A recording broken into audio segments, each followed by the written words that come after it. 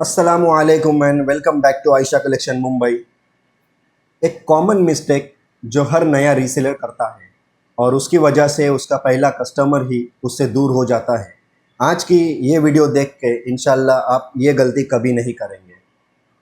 पिछली वीडियो में हमने देखा था ट्रस्टेड सप्लायर को कैसे चुने और ज़ीरो इन्वेस्टमेंट मॉडल। उस वीडियो की लिंक जो है डिस्क्रिप्शन में अवेलेबल है, आप जाके पहले वो वीडियो ज़रूर देखें।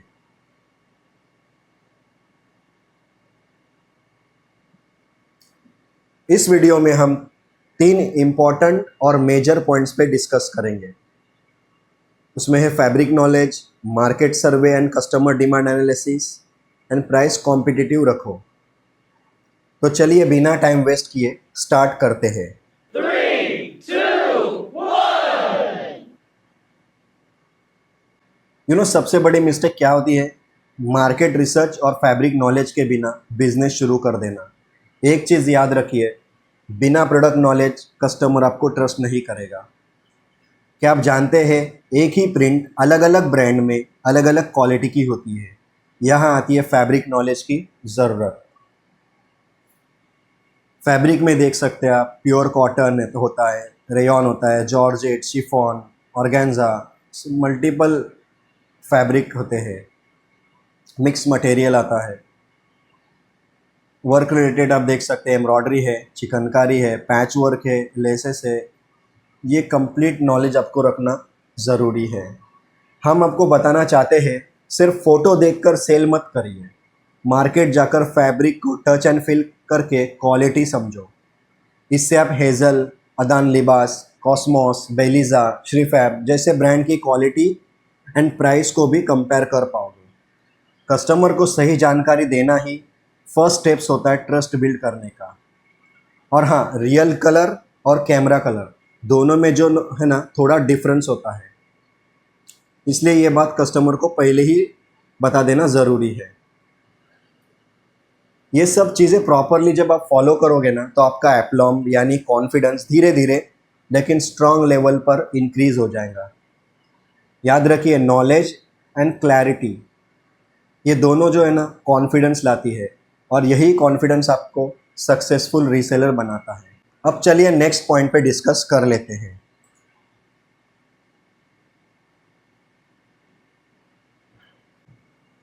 अभी हम सीखेंगे market survey and customer demand analysis. इसमें 3 चीज़ें इंपॉर्टेंट होती है। एक होता है फ्लो विथ ट्रेंड, दूसरा होता है कस्टमर रिक्वायरमेंट, तीसरा है यूज़ सोशल मीडिया पोल्स। तो फर्स्ट हम देख लेते हैं फ्लो विथ ट्रेंड्स। आजकल जो ट्रेंड में चल रहा है वही सबसे ज़्यादा बिकता है।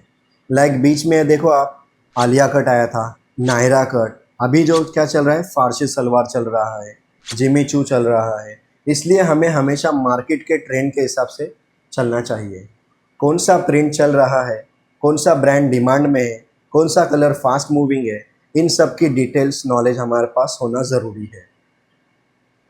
हर सिटी में अलग अलग ट्रेंड चलता है। कुछ एरियाज़ में एम्ब्रॉयडरी चलती है, कुछ एरियाज़ में कटवर्क दुपट्टा, कुछ एरियाज़ में पैच वर्क, कुछ जगह पे तो सिर्फ कॉटन ही वेयर किया जाता है। सो डिमांड पता होना ज़रूरी है। इसलिए अपने ऑडियंस के टेस्ट को ऑब्ज़र्व करो, वैसे प्रोडक्ट पोस्ट करो जो उनके एरिया में चल रहे हैं, तो इंशाल्लाह आपका सेल भी इंक्रीज़ हो जाएगा। और ट्रेंड फॉलो करने से हमेशा सेल इंक्रीज़ होता है। नेक्स्ट पॉइंट देख लेते हैं। कस्टमर रिक्वायरमेंट समझना बहुत बहुत बहुत ज़्यादा इम्पॉर्टेंट होता है। हर कस्टमर का बजट, फैब्रिक चॉइस और डिज़ाइन प्रेफरेंस अलग होता है। इसलिए कस्टमर से क्लियर क्वेश्चन पूछना ज़रूरी है। कॉटन चाहिए या लॉन चाहिए, बजट रेंज क्या है, सिंपल में चाहिए या हैवी वर्क में चाहिए, पार्टी वेयर चाहिए। कस्टमर की नीड समझने से कन्फ्यूजन कम होता है। जब रिक्वायरमेंट क्लियर होती है तो करेक्ट प्रोडक्ट सजेस्ट करना इजी होता है। आपका भी और कस्टमर का भी टाइम वेस्ट नहीं होता, कस्टमर सेटिस्फैक्शन बढ़ता है। जितनी अच्छी तरह आप कस्टमर की रिक्वायरमेंट समझते हो, उतना ही स्ट्रांग आपका सेल हो जाता है। और जब सेल हो जाएगा, कस्टमर खुश हो जाएगा, तो वो रिपीट हो जाएगा और दूसरों को रेफरेंस भी देगा। नेक्स्ट पॉइंट देख लेते हैं। थर्ड पॉइंट है use social media polls. Instagram polls ये सब फ्री टूल्स है। आप पोल डालकर इजीली पता कर सकते हैं कि कस्टमर की रिक्वायरमेंट क्या है, क्या पसंद कर रहे हैं वो। फॉर एग्जांपल प्रिंटेड या एम्ब्रॉयडरी, लॉन या कॉटन। इन पोल्स से हमें रियल टाइम डेटा मिलता है जिससे हम बेटर स्टॉक चूज़ कर सकते हैं। अगर ये 3 स्टेप्स फॉलो करते हैं, यानी कि trend, customer requirement and social media pool, तो आपकी डिमांड अंडरस्टैंडिंग स्ट्रांग हो जाती है और सेल इंशाल्लाह ऑटोमेटिकली ग्रो हो जाएंगे। इसी तरीके से हम आपको बिजनेस के प्रैक्टिकल सीक्रेट्स बताते रहेंगे। अगर वीडियो पसंद आता है तो लाइक करें, शेयर करें और चैनल को सब्सक्राइब ज़रूर करें। चलिए नेक्स्ट पॉइंट पे डिस्कस कर लेते हैं।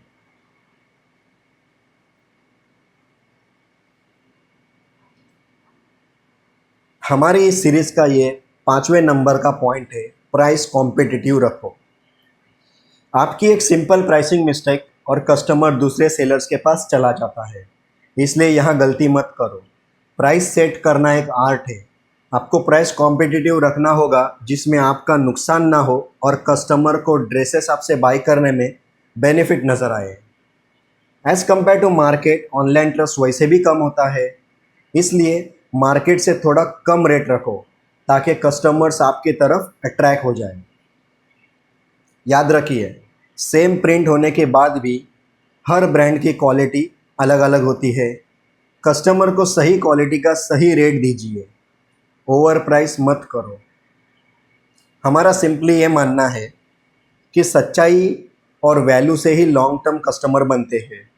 कस्टमर को लगना चाहिए आपने जो रेट दिया है वो क्वालिटी के हिसाब से ठीक है। फॉर एग्ज़ाम्पल, आपने एक कस्टमर को हमारे पास से ABC ब्रांड का 750 रुपीज़ का ड्रेस लेके 1000 रुपीज़ में बेच दिया। वो ड्रेस उनके फ्रेंड वगैरह को बहुत ज़्यादा पसंद आया and she wanted to buy same dress. ठीक है, आपने क्या किया, हमें ऑर्डर दिया। हमारे पास जो है 750 वाला वो ABC ब्रांड का ड्रेस अवेलेबल नहीं था, हमारे पास डिफरेंट ब्रांड अवेलेबल था, लेकिन प्रिंट सेम थी और वो 650 का था। आपने क्या किया, वो 650 का उठाया और वही कस्टमर को 1000 रुपीज़ में बेच दिया। देखिए, प्रिंट सेम है लेकिन ब्रांड डिफरेंट है, पैसे भी डिफरेंट है। एक था 750 का और दूसरा जो है 650 का, तो प्राइस में भी डिफरेंस है। तो ऑब्वियसली क्वालिटी में तो डिफरेंस ही रहेगा, लेकिन आपने क्या किया, सेम प्राइस में बेच दिया। अब वो कस्टमर आपसे खुश होगा या नाराज़ हो जाएगा, थोड़ा सा सोचिए। इस पे फोकस करना 100% ज़रूरी है। बहुत सारे रीसेलर्स यही गलती करते हैं, चाहे वो हमसे ले या किसी अदर वेंडर से ले। ये पॉइंट पे अगर फोकस करेंगे ना, तो मेरे हिसाब से according to my acumen 10 to 20% उनका जो सेल है वो इंक्रीज़ हो जाएगा। सेकंड पॉइंट होता है, हम जो है 480 का कोई ड्रेस बेचते हैं, सेल करते हैं, दूसरे समटाइम्स उससे कम रेट में करते हैं, तो ये क्वालिटी में डिफरेंस होता है। होलसेल में जब हम कोई प्रोडक्ट खरीदते हैं तो 20 रुपीज़ से लेके 50 रुपीज़ इतना कम पैसे का जो मार्जिन होता है ना, उसमें भी क्वालिटी में डिफरेंस होता है। ठीक है, तो आप जो 480 को किसी दूसरे ड्रेस से कंपेयर मत करो, क्वालिटी में डिफरेंस होता है। या फिर आप simple ask them about return policy. आपके जो ये वेंडर है उनको सिंपली पूछो, जी हाँ, पूछ लेना रिटर्न पॉलिसी क्या है। विदाउट बीइंग बोस्टफुल, हम आपको एक बात बताते हैं कि हमारे जैसी रिटर्न पॉलिसी पूरे इंडिया में बहुत कम लोग देते होंगे। आगे इस सीरीज़ में हम आगे आपको एक्सप्लेन करेंगे। अब सुनिए इम्पॉर्टेंट नोट फॉर रीसेलर। अगर आप न्यू रीसेलर हो तो अपना मार्जिन सिंपल और सेफ रखिए।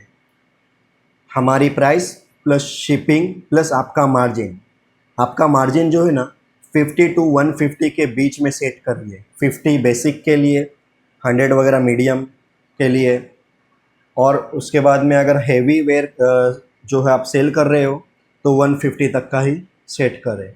ओवर प्राइस मत करो।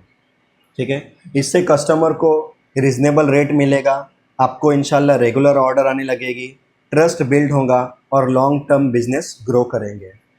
फर्स्ट जो है ना, वॉल्यूम पे फोकस करो, यानी ज़्यादा बेचो, प्रॉफिट इंशाल्लाह धीरे धीरे बढ़ेगा।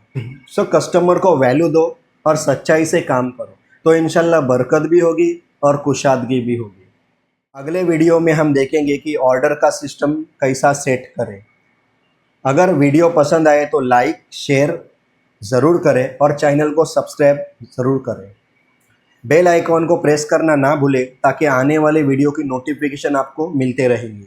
और इंस्टाग्राम पे हमारा पेज है, उसको फॉलो करना ना भूलें। पेज का नाम है आयशा कलेक्शन _ मुंबई।